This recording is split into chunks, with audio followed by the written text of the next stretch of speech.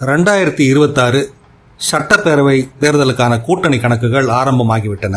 அதிலும் மத்திய உள்துறை அமைச்சர் அமித்ஷா அதிமுக தேசிய ஜனநாயக கூட்டணியில் இருக்கிறது என்று அறிவித்த சென்றதிலிருந்து பரபரப்பான கணிப்புகளால் தமிழக அரசியல் களம் சூடாக ஆரம்பித்துள்ளது. பாரதிய ஜனதாவுடன் கூட்டணி கிடையாது என்று மறுத்து வந்த எடப்பாடி தங்களுடைய மேடையில் அமர வைத்ததன் மூலம் என்டிஏவில் தாங்களே முதன்மையான சக்தி என்பதை அமித்ஷா வெளிப்படுத்தியுள்ளார். திமுக, அதிமுக, நாம் தமிழர், தாவேகா, பாஜக என்று பல்வேறு சக்திகளால் பிரிந்துதான் தேர்தலை சந்திப்பார்கள் என்று எதிர்பார்க்கப்பட்ட நிலையில் தேர்தலுக்கு ஓராண்டு இருக்கும் போதே தேசிய ஜனநாயக கூட்டணியில் அதிமுக இருப்பதாக அறிவிக்கப்பட்டுள்ளது. திமுகவை மட்டுமே எதிர்த்தரப்பாக நிறுத்தி மற்ற அனைத்து கட்சிகளையும் ஒருங்கிணைக்கும் எண்ணமே பாரதிய ஜனதாவிடம் உள்ளது என்று ஒரு தரப்பினர் கூறுகின்றனர். அந்த தரப்பினர் கூறும் அரசியல் கணக்குகள் அடட வகையாக இருக்கிறது. அதிமுக பாரதிய ஜனதா கூட்டணியில் பிரசாந்த் கிஷோரும் ஆதவ் அர்ஜுனாவும் சைலண்ட் பார்ட்னர்கள் என்று இந்த தரப்பினர் கூறுகின்றனர். அது எப்படி சைலண்ட் பார்ட்னர்? திமுகவின் வாக்குகளை விஜய் பிரித்துவிட்டால் திமுகவுக்கு எதிரான வாக்குகளை ஒரே பக்கமாக திருப்ப முடியும் என்பது பாரதிய ஜனதாவின் கணிப்பு என்றும் கூறுகின்றனர் அந்த தரப்பினர். அதற்காகவே பிரசாந்த் கிஷோரை மற்றும் ஆதவ் அர்ஜுனாவையும் பாரதிய ஜனதா பயன்படுத்தி அரசியல் களத்தில் விஜயை தனியாக இயங்க பண்ணியிருக்கிறார்கள் என்கிறார்கள். விஜயுடன் வேறு பெரிய கட்சிகள் ஏதாவது சேர்ந்து விட்டால் அவர் பொருட்படுத்தக்க கூட்டணியாக அமைந்து விடுவார் என்பதால் அவரை தனிமைப்படுத்துவதே பாரதிய ஜனதாவின் முக்கிய நோக்கம் என்று இவர்கள் கூறுகிறார்கள். மேலும் பாரதிய ஜனதாவின் முதல் கூட்டணி பிரசாந்த் கிஷோரும் ஆதவ் அர்ஜுனாவும் தான் என்று கூறும் இவர்கள் சொல்லும் இன்னொரு தகவல், எடப்பாடி வெறுமனே 50 தொகுதிகளை மாத்திரமே பாரதிய ஜனதாவுக்கு தருவதாக கூறியிருக்கிறார் என்கிறார்கள். வெறும் 50 தொகுதிகள் என்பது பாரதிய ஜனதாவின் நோக்கம் அல்ல. அவர்கள் 100 தொகுதிகளை எங்களுக்கு கொடுத்து விடுங்கள் என்று அதிமுகவுக்கு நெருக்கடி கொடுப்பார்கள்.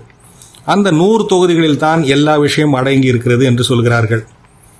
அதிமுக எடுத்துக்கொண்ட 134 தவிர மற்ற 100 தொகுதிகளில் எடப்பாடி மீதான அதிருப்தியில் இருக்கும் டிடிவி தினகரன், ஓபிஎஸ் போன்ற முன்னாள் அதிமுக பிரமுகர்களுக்கு ஓரிரு தொகுதிகள் கொடுத்தது போக தேமுதிகவுக்கும் ஓரிரு தொகுதிகள் மட்டும் கொடுப்பார்கள்.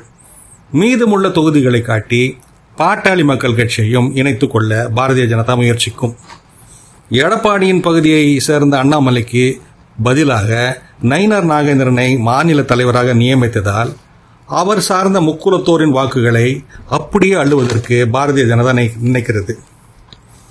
ஏற்கனவே நாடார்களில் பெரும் பகுதியினர் பாரதிய ஜனதா ஆதரவாளர்களாகிவிட்ட நிலையில் இடைநிலை சாதிகளில் முக்குலத்தோரையும் தங்கள் ஆதரவாளர்களாக மாற்ற பாரதிய ஜனதா முயற்சிக்கிறது.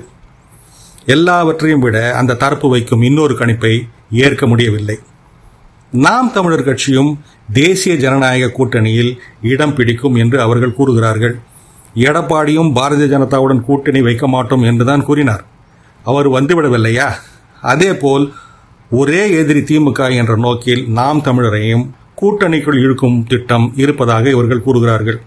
2021 சட்டப்பேரவை தேர்தலில் 2.6% வாக்குகள் பெற்ற பாரதிய ஜனதா 2024 மக்களவைத் தேர்தலில் 11.24% வாக்குகளை பெற்றிருக்கிறது. 2021 சட்டப்பேரவை தேர்தலில் 6.6% வாக்குகளை பெற்ற சீமான் 2024 மக்களவைத் தேர்தலில் 8.2% வாக்குகளை பெற்றிருக்கிறார். வர இருப்பது சட்டப்பேரவை தேர்தல் என்பதால் தன் கட்சிக்கு 10% வாக்குகள் கிடைக்கும் என்று அவர் கூறக்கூடும். அப்படியானால் தங்கள் கட்சிக்கு இணையான எண்ணிக்கையில் அவருக்கும் தொகுதிகளை தரும் எண்ணத்தில் பாரதிய ஜனதா இருக்கிறது என்று கூறுகிறார்கள். மொட்டை தலைக்கும் முழங்காலுக்கும் முடிச்சு போடுவது போன்ற இந்த எதிர்பார்ப்பு எந்த வாதத்திற்கு தமிழ்நாட்டில் அதிகாரத்தில் தெலுங்கு மக்கள், பெரியார் எதிர்ப்பு ஆகியவற்றில் ஏறத்தாழ பாரதிய ஜனதாவின் அண்ணாமலையும் சீமானும் இணைந்தே செயல்பட்டதான தோற்றம் உருவானது.